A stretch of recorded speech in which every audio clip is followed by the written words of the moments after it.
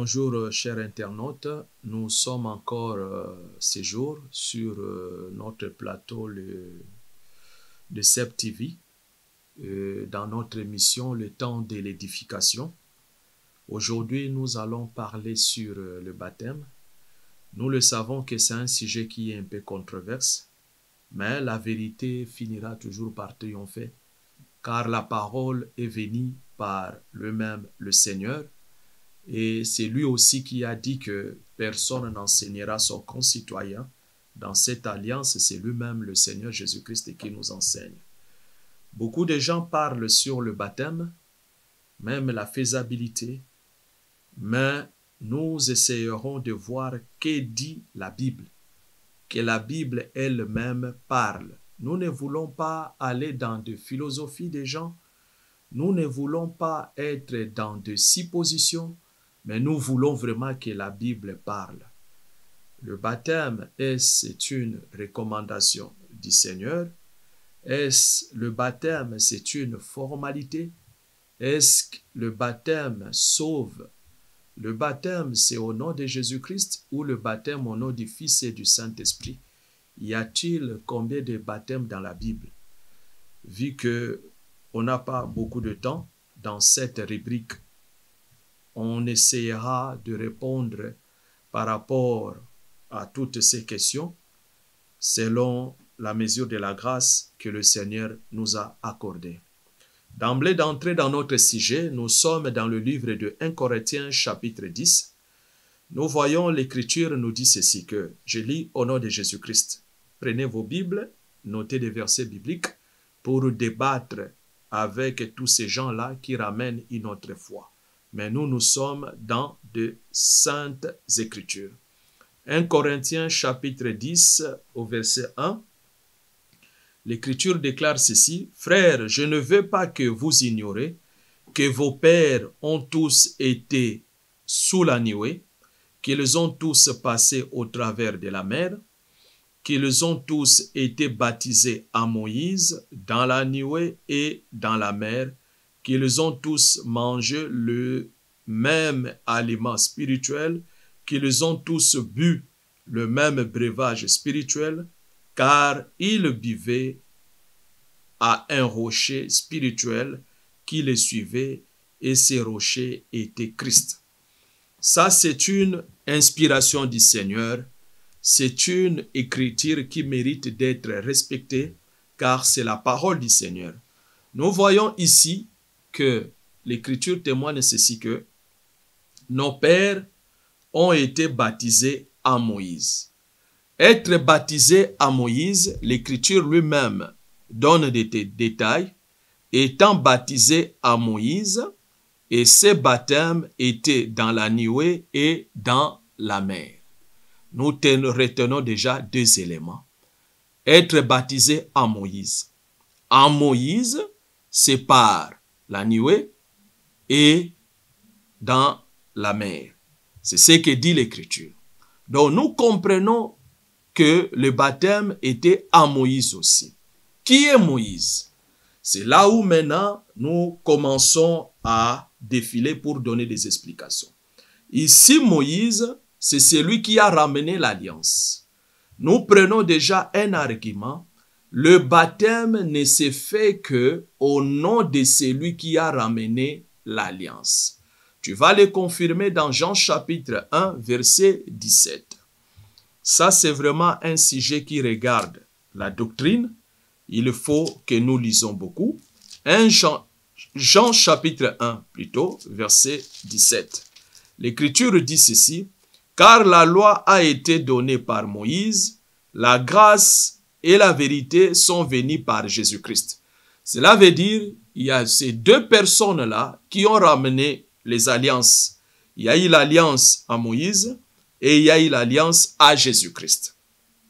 Donc, le baptême s'est fait au nom de celui qui a ramené l'alliance. 1 Corinthiens chapitre 10 nous dit que nos pères ont été baptisés à Moïse dans la nuée et dans la mer. C'est ce que nous venons de lire au verset 2. Qu'ils ont tous été baptisés à Moïse dans la nuée et dans la mer. Et 1 Jean chapitre 1 plutôt, verset 17 nous dit que la loi a été donnée par Moïse et la grâce et la vérité sont venues par Jésus-Christ. Nous prenons déjà ces deux arguments. Le baptême s'est fait au nom de celui qui ramène l'alliance. Nous avons dans l'alliance de la loi, le baptême c'était à Moïse dans la nuée et dans la mer. Maintenant, l'utilité du baptême c'est quoi? Le baptême, si nous prenons le livre de Jean chapitre 3, le baptême c'est l'attitude de celui qui s'est repenti. Car Jean nous enseigne ceci, que Jean-Baptiste, faites-vous baptiser pour accepter celui qui va venir. C'est ce qui est dit dans Jean chapitre 3. Donc le baptême est donné pour la repentance. C'est lui qui se repent de ses péchés. Il était dans le monde, il vient dans le Seigneur Jésus-Christ, il doit se faire baptiser. Il y en a d'autres qui disent que le baptême, c'est pour seulement la formalité. Tu peux te faire baptiser ou non. Laisse-moi vous dire que le baptême sauve. Le baptême, c'est le salut. Et si nous prenons Luc chapitre 24, dans Luc chapitre 24, on nous dit ceci, que l'Écriture témoigne. Dans Luc chapitre 24, nous prenons l'Écriture dans Luc chapitre 24, on nous dit ceci, verset 45. Alors il leur ouvrit l'esprit afin qu'ils comprissent les Écritures, et il leur dit, ainsi il est écrit que le Christ souffrirait et qu'il ressusciterait des morts le troisième jour. Verset 47. Et que la repentance et le pardon des péchés seraient prêchés en son nom à toutes les nations, à commencer par Jérusalem. Donc ici nous voyons que le Seigneur Jésus-Christ, c'est lui qui ramène le pardon des péchés. Et c'est lui qui ramène la repentance. Donc c'est ce verset qui nous fait croire que le baptême, encore, c'est au nom de Jésus. Parce que dans Jean chapitre 3, on nous dit que le baptême, c'est pour la repentance. C'est ce que Jean-Baptiste a prêché. Maintenant, le pardon des péchés et la repentance seraient prêchés en son nom. C'est ce que on nous enseigne ici dans Luc chapitre 24. On nous dit que le Christ souffrirait et qu'il ressusciterait de mort le troisième jour, et que la repentance et le pardon des péchés seraient prêchés en son nom à toutes les nations, à commencer par Jérusalem. Oui, le baptême c'est au nom de Jésus-Christ. Mais il y en a d'autres qui nous disent que lui-même le Seigneur Jésus-Christ, il a dit dans Marc 16, il a dit dans Matthieu chapitre 28, allez, faites de toutes les nations mes disciples, les baptisant au nom du Père, du Fils, du Saint-Esprit. C'est ce que l'Écriture dit. Nous disons Amen à cette Écriture. C'est un verset de la Bible.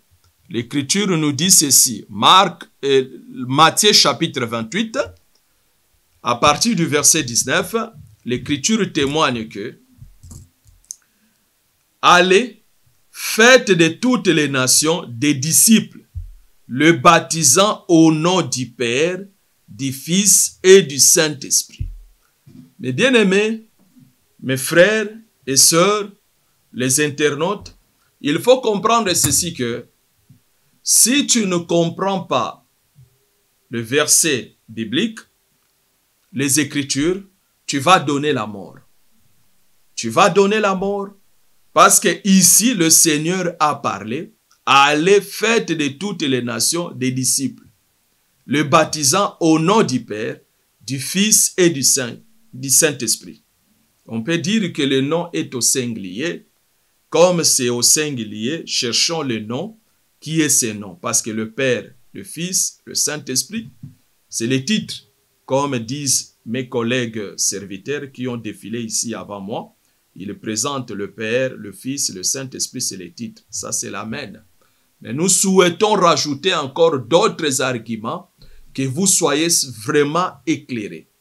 Il faut comprendre ceci que toi qui prêches la Trinité, toi qui compliques la foi des enfants de Dieu en disant que il y a trois dieux, le Père, le Fils, le Saint-Esprit, tu es dans l'erreur.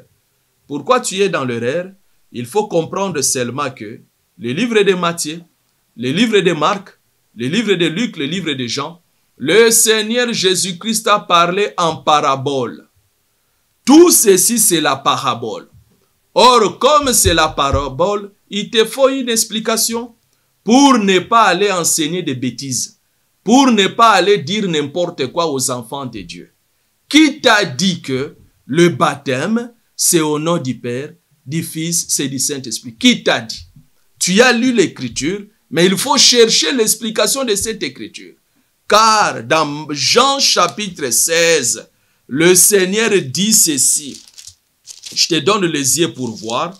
Toi qui prêches la Trinité, toi qui prêches un faux évangile, tu comprendras ceci que Jean chapitre 16, verset 25, le Seigneur dit, je vous ai dit ces choses en parabole. Donc, tout ce que le Seigneur dit, il dit lui-même que je vous ai dit ces choses en parabole. Et il continue de parler. L'heure vient où je ne vous parlerai plus en parabole, mais où je vous parlerai ouvertement du Père. Cela veut dire ces choses-là, c'est le Père. Donc le Père, c'est la parabole, c'est l'écriture. À moins que tu sois incrédule pour ne pas croire, car l'écriture dit que je vous ai parlé ces choses en parabole. Mais l'heure vient où je vous parlerai ouvertement du Père. En ce jour, vous demanderez à mon nom. Et je ne vous dis pas que je prierai le Père pour vous. Donc avant, le Seigneur disait, vous allez passer par le Père. Vous allez demander le Père. Mais en ce jour-là, je ne prierai pas le Père pour vous. C'est-à-dire Jésus lui-même, c'est lui qui est le Père. Ça, c'est la lumière. Ne sois pas incrédule, mon frère. Crois, toi qui prêches la Trinité. Le baptême, c'est au nom de Jésus. Et saisissez que Matthieu, Marc, Luc, Jean, le Seigneur a parlé en parabole. Et le livre des Psaumes, chapitre 78, au verset 2, nous confirme ceci que là, la Bible est merveilleuse. La Bible, c'est vraiment complète. Le Seigneur était lié à ces prophéties.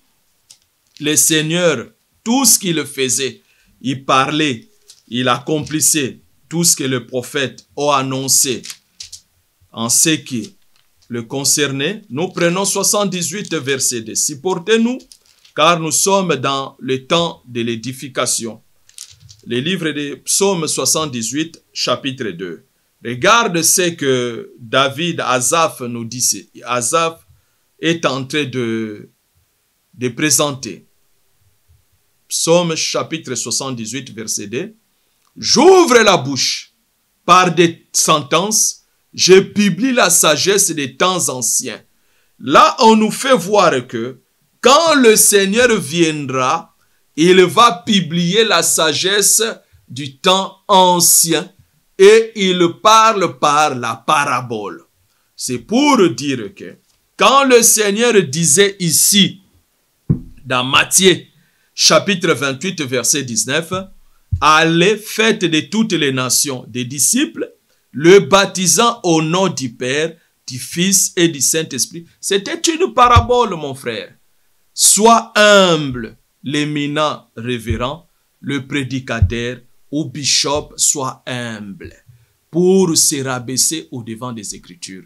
Le baptême, ce n'est pas au nom du Père, du Fils et du Saint-Esprit. Le baptême, c'est au nom de Jésus.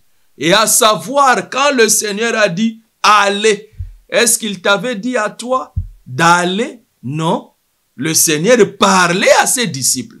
Parce que toi et moi, nous n'étions pas encore là. Le Seigneur disait à ses disciples, allez. Mais quand il dit allez, le Seigneur, il est merveilleux. Si tu ne comprends pas le Seigneur, tu ne prêcheras que la fausseté. Tu ne prêcheras que de raisonnement. Tu ne donneras que ton intelligence. Voilà pourquoi le Seigneur a dit, il jugera sévèrement le prédicateur. Dis ce que le Seigneur t'a donné de dire. Ne fabriquez pas les enseignements. Ne dis pas ce que le Seigneur ne t'a pas donné. Si tu n'as pas la lumière sur une écriture, attends, le Saint-Esprit va te révéler au moment opportun. Quand il a dit allez, il parlait à ses disciples. Mais celui qui a dit allez, il vient dans Actes des Apôtres. Il leur dit ceci. Regarde, le Seigneur, il est merveilleux. Dans Actes des Apôtres, chapitre 1, il leur dit ceci. Je commence à partir du verset 6. Alors, les apôtres réunis lui demandèrent, Seigneur, est-ce en ce temps que tu rétabliras le royaume d'Israël? Il leur répondit, ce n'est pas à vous de connaître le temps ou le moment que le Père a fixé de sa propre autorité. Mais vous recevez une puissance, le Saint-Esprit survenant sur vous, et vous serez mes témoins à Jérusalem, dans toute la Judée, dans Samarie et jusqu'aux extrémités de la terre.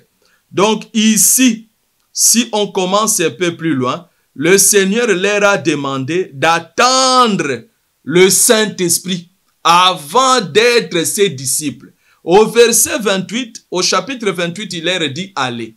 Mais dans Actes des Apôtres, il leur a dit d'attendre le Saint-Esprit. C'est que le Père a promis. Maintenant, toi, tu es pressé d'aller. Qui t'a dit d'aller? Il faut d'abord que le Saint-Esprit vienne et expliquer. Maintenant, quand le Saint-Esprit est venu pour expliquer, nous voyons maintenant dans Actes des Apôtres, chapitre 19, qu'est-ce que nous voyons? Nous voyons que les gens qui ont été baptisés, ils étaient baptisés au nom de Jésus-Christ.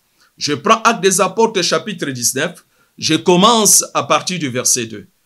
Je lis au nom de Jésus-Christ. Avez-vous reçu le Saint-Esprit quand vous avez cru? Ils lui répondirent, nous n'avons pas même entendu dire qu'il y ait un Saint-Esprit. Il dit, de quel baptême avez-vous donc été baptisés? Ils répondirent, du baptême de Jean. N'oubliez pas, Jean-Baptiste faisait la continuité de Moïse, car Jean-Baptiste, c'est le dernier prophète. C'est lui qui est venu pour boucler, afin de présenter Jésus. Donc, quand on parle de baptême de Jean, c'est la continuité du baptême de Moïse. Alors, verset 4, alors Paul dit, Jean a baptisé du baptême de repentance, disant au peuple de croire en celui qui venait après lui, c'est-à-dire en Jésus. C'est ce que nous avons dit que Moïse, c'est lui qui a ramené l'alliance, qui a annoncé l'arrivée de notre Seigneur Jésus-Christ. Le verset 5. Sur ces paroles, ils furent baptisés au nom du Seigneur Jésus. Maintenant, pourquoi toi tu baptises les gens au nom du Père et du Saint-Esprit, et au nom du Père, du Fils et du Saint-Esprit? Tu n'as pas compris. Le temps de l'édification est venu pour t'apporter une édification. Rajoute cette pierre dans ta foi. Quand le Seigneur a dit allez, il est venu encore dans Actes des Apôtres, il leur a dit d'attendre. Donc ils n'étaient pas allés encore. Ils n'avaient pas encore commencé la mission. Donc ça c'était parabole. Or, Actes des Apôtres, c'est quand le Seigneur est venu mettre l'église en marche. Il leur a dit maintenant, quand vous aurez le Saint-Esprit, vous serez mes témoins, à commencer par Jérusalem.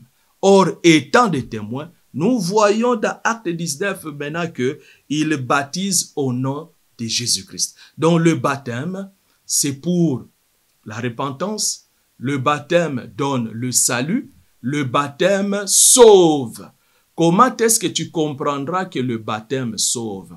Ce n'est pas moi qui prêche ou ce n'est pas mes paroles, c'est les paroles de celui qui a vécu avec le Seigneur. Il nous enseigne ceci. Dans 1 Pierre chapitre 3, le pasteur Pierre nous enseigne ceci en disant que, à partir du verset 18, Christ aussi a souffert une fois pour le péché, lui juste pour des injustes, afin de nous amener à Dieu, ayant été mis à mort quant à la chair, mais ayant été rendu vivant quant à l'esprit, dans lequel aussi il est allé prêcher aux esprits en prison. Souvenez-vous de notre émission quand nous avons parlé sur la vie éternelle. Vous allez comprendre que le Seigneur est allé prêcher en prison ceux qui étaient captifs. Là, c'était l'autre rubrique, notre émission, quand on a parlé sur la vie éternelle. Mais nous continuons, verset 20. Qui autrefois avait été incrédule lorsque la patience de Dieu s'est prolongée au jour de Noé, pendant la construction de l'arche, dans laquelle un petit nombre de personnes, c'est-à-dire 8, furent sauvés à travers l'eau. Verset 21. Cette eau était une figure du baptême, qui n'est pas la purification des souillures du corps, mais l'engagement d'une bonne conscience envers Dieu, qui maintenant vous sauve. Donc maintenant, pendant que Pierre prêchait dans l'aujourd'hui là, maintenant il dit que cette eau maintenant vous sauve. Vous aussi, par la résurrection de Jésus-Christ. Le baptême sauve. Mais il suffit que tu aies une bonne conscience. Tu dis que moi j'ai abandonné le monde. J'ai quitté mon ancienne vie. Je vais suivre le Seigneur Jésus-Christ. Tu t'es fait baptiser par lui. Pourquoi? C'est lui qui a ramené l'alliance. Et la Bible témoigne que le pardon des péchés et la repentance sera prêché en son nom. Donc, le baptême sauve. Mais là, c'est le baptême d'eau. Souvenez-vous, dans 1 Corinthiens chapitre 10, on nous dit que nos pères étaient baptisés en Moïse, dans la nuée et dans la mer. C'est pour dire la nuée seulement, c'est le baptême de l'esprit, et dans l'eau, c'est dans l'eau que nous voyons. Attention, le baptême, c'est dans l'eau qui coule. Le baptême, ce n'est pas dans une piscine. Car le modèle, c'est des apôtres qui nous ont laissé ces modèles. Tu prendras le livre de Actes des apôtres chapitre 9. Tu remarqueras l'eunuque éthiopien. Pendant qu'ils marchaient, quand ils ont vu de l'eau, l'eunuque éthiopien, il s'est fait baptiser dans l'eau qui coule. Le modèle biblique, ce n'est pas nous créons des modèles. Notre modèle, c'est des apôtres. Notre modèle, c'est des apôtres, car le Seigneur a certifié la mission. Donc, le baptême d'eau est le baptême de l'esprit. Donc, le baptême de l'esprit, c'est le Seigneur lui-même qui vient donner le Saint-Esprit. Il y a aussi le baptême du feu. Or, le baptême du feu, ce n'est que les épreuves. Tu comprendras cela si nous prenons Luc chapitre 12. Dans Luc chapitre 12, l'Écriture nous dit ceci. Luc chapitre 12. Nous prenons à partir du verset 49. Je lis au nom de Jésus-Christ. Donc là, nous sommes en train de développer sur le baptême. Nous avons dit que le baptême, c'est au nom de Jésus-Christ. Pourquoi? Parce que c'est lui qui a ramené l'alliance. Le baptême, ce n'est pas au nom du Père, du Fils, du Saint-Esprit. Quand le Seigneur a dit « allez », il ne t'avait pas dit à toi. Le Seigneur ne t'a pas dit d'aller. Il a dit à ses disciples. Mais le disciple en question, il est venu encore le voir pour dire « attendez le Saint-Esprit ». Quand ils ont reçu le Saint-Esprit, ils ont baptisé au nom de Jésus-Christ. Maintenant, en Moïse, il y a eu le baptême. Dans la nuée, dans la mer, nous disons que le baptême, c'est dans l'eau. Et le baptême, c'est le baptême aussi de l'esprit. Mais le baptême de l'esprit, c'est le Seigneur qui vient le donner à son église. Tu vas le prendre aussi dans le livre des Éphésiens chapitre 4. Tu remarqueras que la Bible témoigne qu'il y a un seul baptême. Il n'y en a pas deux baptêmes. Il ne faut pas qu'on crée le modèle pour nous, c'est comme deux baptêmes. Non, il n'y en a que un, le modèle des apôtres, au nom de Jésus-Christ, dans l'eau qui coule. Ce n'est pas on prend un petit bébé, on met des gouttes d'eau, comme font les catholiques. Ce n'est pas un baptême. Le baptême, c'est au nom de Jésus-Christ, dans l'eau qui coule. Pourquoi? Parce qu'Éphésiens chapitre 4 nous dit qu'il n'y en a qu'un seul baptême. Or, le seul baptême, c'est subdivisé.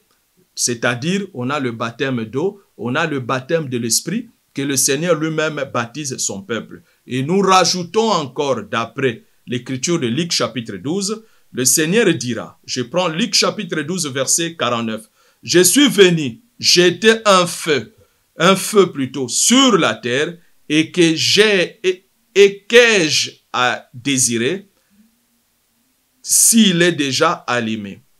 Il est un baptême dont je dois être baptisé, et combien il me tarde qu'il soit accompli. » Donc là, le Seigneur dit qu'il y a un baptême qu'il doit se faire baptiser, mais combien il se tarde pour s'accomplir. Maintenant, Marc, il explique très bien. Supportez-moi, mes frères, chers internautes, c'est le temps de l'édification. Il faut vraiment que vous soyez édifiés, vous ayez vraiment des arguments. Marc chapitre 10, verset 35, tu vas comprendre ceci que Marc chapitre 10, verset 35, le Seigneur dira maintenant, il explique lui-même, c'est ce que nous disons que l'écriture est interprétée par elle-même. Marc chapitre 10, verset 35, je lis au nom de Jésus-Christ, le fils de Zébédée, Jacques et Jean, s'approchèrent de Jésus et lui dirent, « Maître, nous voudrions que tu fisses pour nous ce que nous te demanderons. » Il leur dit, « Que voulez-vous que je fasse pour vous? » « Accorde-nous, lui dirent-ils, d'être assis l'un à ta droite et l'autre à ta gauche, quand tu seras dans ta gloire. » Jésus leur répondit, « Vous ne savez ce que vous demandez. Pouvez-vous boire la coupe que je dois boire ou être baptisé du baptême dont je dois être baptisé? » Nous le pouvons, dire-t-il. Donc ici nous comprenons, le Seigneur lui-même interprète que la coupe qu'il doit boire, l'œuvre de la croix, les épreuves, il appelle ça le baptême. C'est ce que nous disons que le baptême du feu. C'est ce que Luc 12 nous dit aussi. Le baptême du feu, c'est les épreuves. Tu comprendras cela aussi quand le pasteur Pierre maintenant vient expliquer à l'église.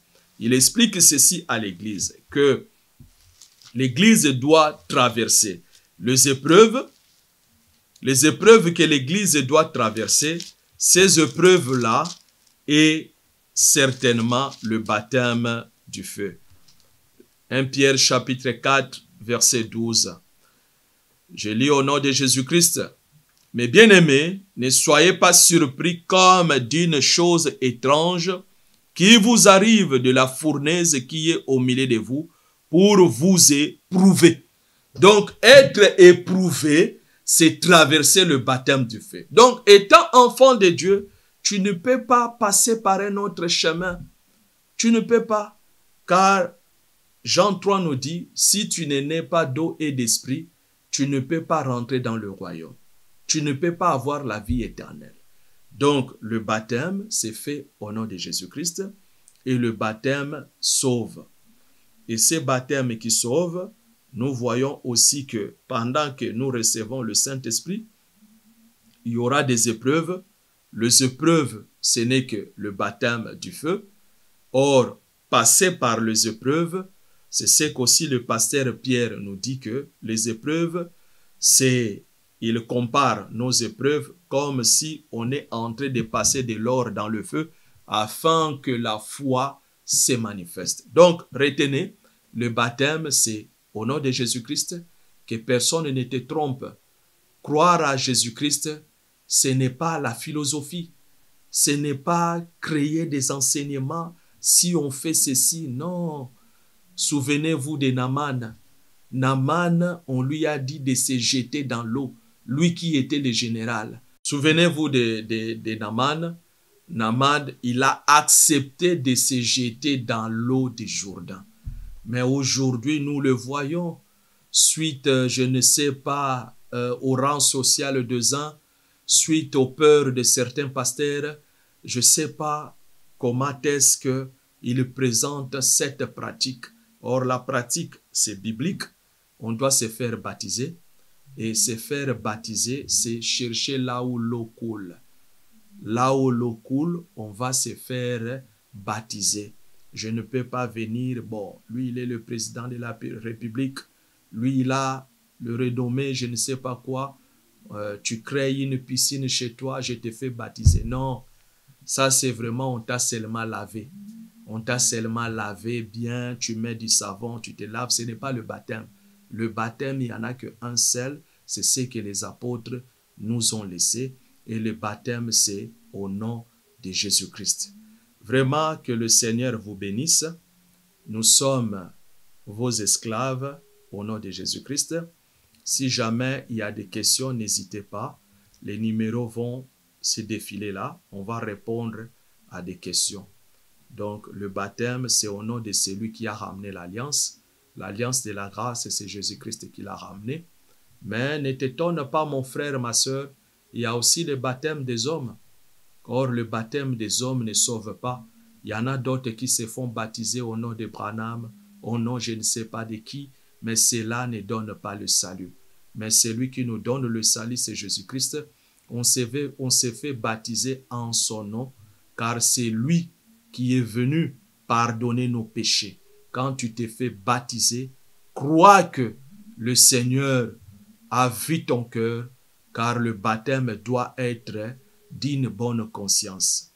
Et aussi, on peut voir plonger un crocodile dans l'eau, plonger un serpent dans l'eau, ça ne va pas changer sa nature.